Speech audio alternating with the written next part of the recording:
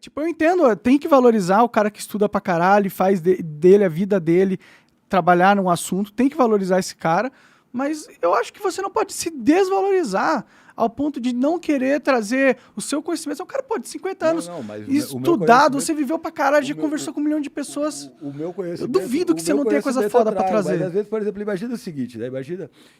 Imagina uma curva X, certo? Uma curva X. Você bota 3 paralelas nela. Uma que está distante dela, uma que está tangenciando ela e outra que está atravessando ela, certo? A partir daí, você tem determinados ângulos. E eu quero que você calcule a trajetória dessa curva a partir desses ângulos. Tem como a gente discutir isso? Não. Porque a gente não tem conhecimento sobre isso. Isso é matemática, é cálculo. A gente não sai discutindo cálculo. A gente não sai discutindo física avançada porque a gente não tem conhecimento. Sim. Né? A gente sai conversando, a gente pode estar conversando sobre essas coisas e falando do quanto que, por exemplo, isso é interessante e o quanto que a gente tem limitação. Mas a nossa discussão, ela vai parar aí.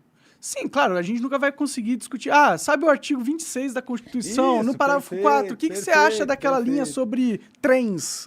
Foda-se, a gente não sabe. Mas, por exemplo, se você me perguntar assim, o que acontece? Por que eu não tenho controle dos meus pensamentos? O que acontece que eu não tenho capacidade? Isso eu consigo responder. Isso eu consigo ir profundamente lá e dizer para você. Faz sentido. Eu acho que a gente consegue correlacionar isso à política se a gente quisesse. Mas eu não quero, pra mim é importante trazer o assunto de política agora, porque, amanhã é eleição. Sim, claro. Tá ligado? Se ferrei. E também, eu acho que a gente tá... eu enxergo a gente indo pra um caos agora, entendeu? Eu enxergo muito preocupante as coisas que estão acontecendo. Você sabe o que acontece no cérebro? Por que a gente faz isso? E por que conversar é importante? Manda. Então, eu vou te falar. Porque, de certa maneira, a gente, como ser humano, a gente tem necessidade, a gente é conectado. Os seres humanos precisam de conexão porque eles não fazem absolutamente nada sozinhos. O ser humano nasceu, se ele estiver sozinho, ferrou, morreu. Sim. Certo? Então, nós precisamos estar conectados. A gente precisa ter conexões estreitas, porque essas conexões estreitas, de certa forma, nos dão mais segurança. Certo? Impede a gente ficar maluco também. Isso, porque a gente evoluiu, como espécie, a gente evoluiu como uma organização social de poucos indivíduos, com laços muito fortes entre si, certo? Foi isso que permitiu a gente atravessar a África inteira e colonizar o mundo.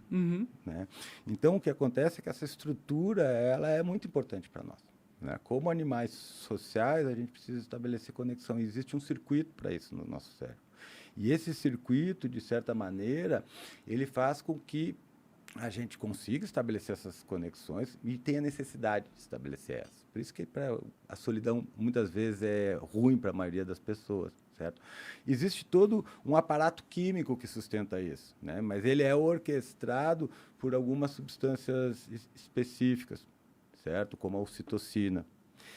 Vasopressina também vai ter uma influência nisso, mas eu não vou entrar em detalhes sobre isso. Então, o que acontece? Quando a gente está conversando aqui, eu e tu, a gente fala coisas que a gente concorda, que não concorda, mas quanto mais a gente vai falando, lentamente nosso cérebro vai liberando mais ocitocina. No final da conversa, pode ser que a gente esteja simpatizando um com o outro. A gente troca o telefone, fica conversando, você diz, cara, hoje eu entrevistei um cara legal, maneiro, estou aqui fazendo isso, certo?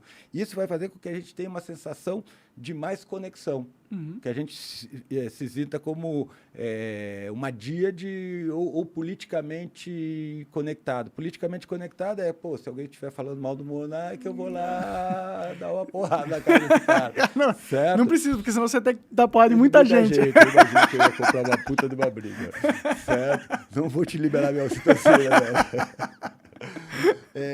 e aí o que acontece, Monark, é que nessa situação, quando eu, de certa maneira, me sinto mais próximo de você, eu não vou sentir a mesma coisa pelas pessoas que, de alguma forma, se opõem a você ou que estão mais distantes de você. Na verdade, eu vou ficar um pouquinho mais malvado com essas pessoas. Pode crer. Certo? Então, o que acontece é que a gente se organiza em grupos. A gente se conecta com as pessoas. E a gente, de certa maneira, nesses laços, a gente exclui outras pessoas. Então, a sociedade, apesar de ela ser includente, ela também é excludente. Eu diria que ela é mais excludente do que includente, viu? Eu acho. E por isso que a gente trabalha, né, para criar essa percepção. da sociedade como um grande sistema de processamento de informação onde a gente está conectado. O importante numa democracia é você incluir as pessoas, né? E o grande problema da nossa democracia é que ninguém se sente incluído. Com razão. Nem os pobres, nem a classe média e nem os caras que não nós, que estão no topo da pirâmide. Os bilionários eles não se sentem incluídos. Inclusive, eles não querem estar incluídos, eles querem estar acima. Mas a gente já faz parte dessa faixa, em alguns aspectos. Porque tem muita gente abaixo de nós, Monark. Desculpa, Monark, você é elite. Elite, não só elite financeira. Não é disso que eu estou falando. Você é elite em vários aspectos. Eu sou muito bonito, eu sei. Alguém deve achar. Né? Tá zoando.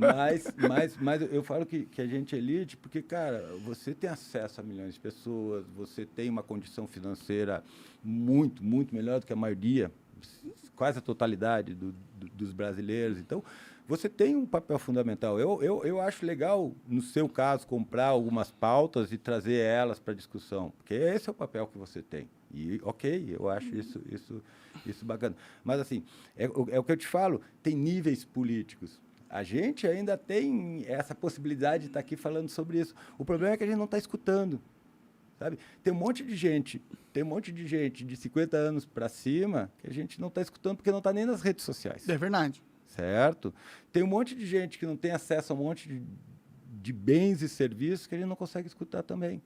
Então, o problema da nossa democracia é que, tanto do ponto de vista econômico, ela deixa um monte de gente de fora, com problemas sérios, certo? E do ponto de vista da representação, a gente também não está se sentindo representado. E eu acho isso legal.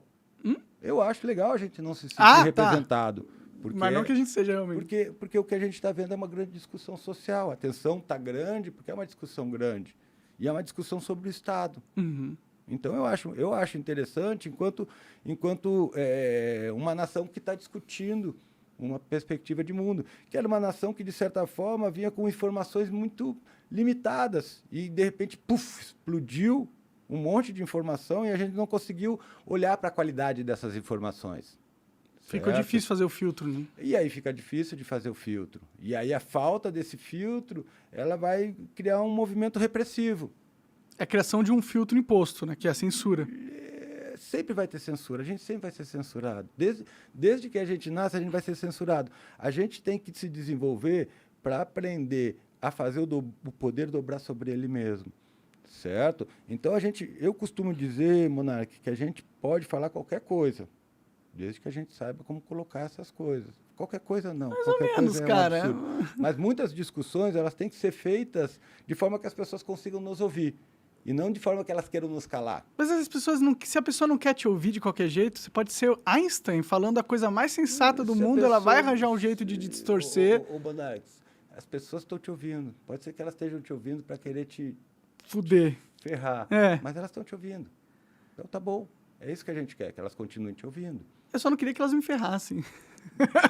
Aí você precisa saber o que você pode. Aí eu tenho que me conformar a uma patrulha. O que você pode e o que você não pode falar. Eu não quero me conformar a esses caras, mano. Tudo bem. Então, você sabe a regra do jogo. Então, joga dentro da regra, pronto. Você sabe, você vai falar isso, vai estar lá o Monark no Trending Top, sendo chamado de todos os nomes piores. Isso. Essa é a história da minha vida, né? Tudo bem. Se a gente for lá no Twitter agora, pesquisar Monark pra ver o que os caras estão falando, você não vai ver muito elogio, não. Eu imagino que sim, mas a questão, para mim, assim, do ponto de vista do que a gente está falando, é porque isso tem um custo para você. Eu imagino que tem um custo. É um custo de reputação, né? Emocional. E financeiro também. Financeiro, às vezes. Eu perdi minha empresa, né? Tive que sair de lá, né? Isso, aí você tem que fazer uma escolha, às vezes. Diz, tá, mas peraí, vale a pena eu botar as coisas dessa forma e abrir mão disso? Vale a pena, que se foda, eu quero que se foda a minha empresa, eu quero que se foda isso, eu quero que se foda a minha reputação, eu vou falar isso daqui. Sim. Eu não sei se você está certo ou se está errado o que você coloca, mas eu admiro um pouquinho a tua postura, a tua loucura, a tua falta de ciência, qualquer coisa que aconteceu ali, o teu grau de embriaguez. Eu tava bêbado pra caralho. Pois é, Daí quem escolheu para você foi o álcool. Foi, não devia estar bêbado falando sobre questões ultrassensíveis, né? Foi um erro estratégico. Mas de forma nenhuma foi o que imputaram a mim, Mas né? esse erro foi sendo construído ao longo da tua vida, cara. Não foi um erro ali na hora. É que eu acreditava que dava pra ser livre, né? Falar o que quiser, sem... Eu vou te dizer, não existe liberdade. Por isso que a gente sempre tem que buscar ela. Porque não existe, cara. Você tá sempre sendo controlado por uma ideia, por alguma coisa. Você tem que saber o que está te controlando. Eu queria liberdade do Estado, né? Pelo menos, né? Cara, Pelo menos. Mas estamos fugindo. Cara, vou parar e pensar no seguinte, velho. Tem como a gente eliminar o Estado agora? Não, impossível. Impossível. Então a gente tem que aprender a viver com ele. Sim, mas dá pra gente diminuir o... Eu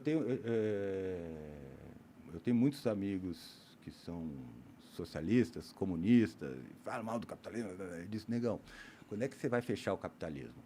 Quando é que você vai acabar com essa porra? Porque agora eu estou vivendo nele. Eu quero aprender como é que eu vivo nele.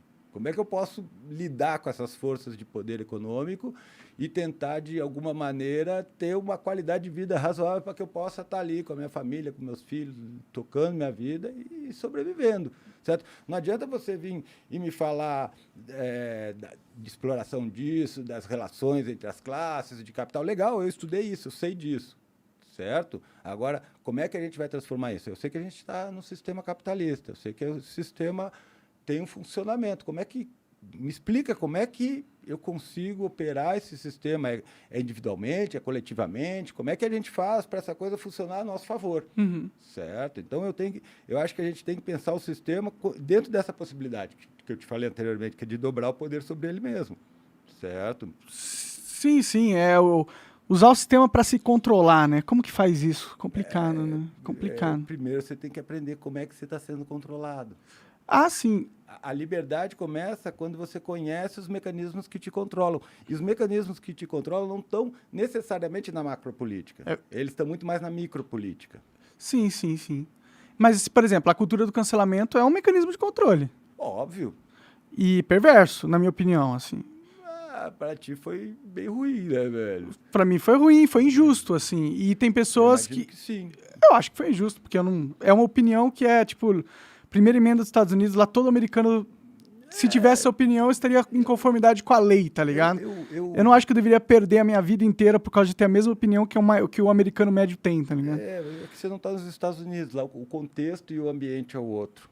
Certo? Não, tudo bem, mas é que a gente não tá falando sobre respeitar as leis dos Estados Unidos. A gente tá falando de um cara que foi trucidado e teve a vida destruída por defender uma ideia que é constitucional no maior país, na maior democracia do mundo. Tipo, eu acho que destruir a vida de alguém por defender uma ideia que é constitucional no maior país do mundo, eu não acho que é sensato, eu não acho que é justo, eu acho que é uma puta injustiça, na verdade. Monark, eu acho que em alguns aspectos você pode ter sido injustiçado ou não. Eu não vou discutir o mérito disso, porque eu também não estou nessa situação. Mas eu fico vendo que você tá com essa sensação de injustiça muito forte, né? Aquela coisa que te incomoda. Muito, cara, eu imagino que você é um cara que sofreu muito por causa disso. Imagina que você deve ter ficado sem dormir, imagina que você deve ter amargado uma depressão, imagina que você perdeu dinheiro, que você ficou se achando bosta.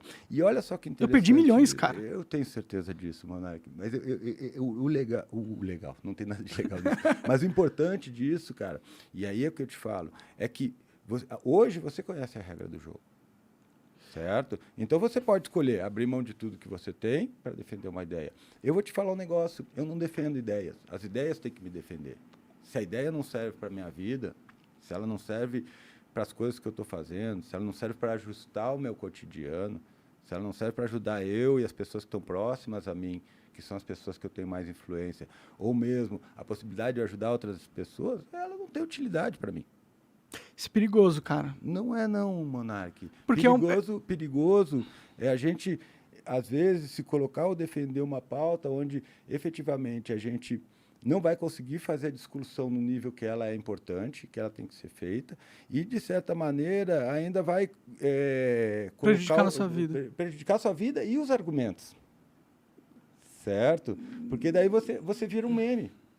E esse é o problema da gente, é a memização que a gente vira. Porque daí o cara pega um cortezinho, um contexto, e o que o Monark falou, o que o Fábio falou, E isso tem um efeito político muito grande.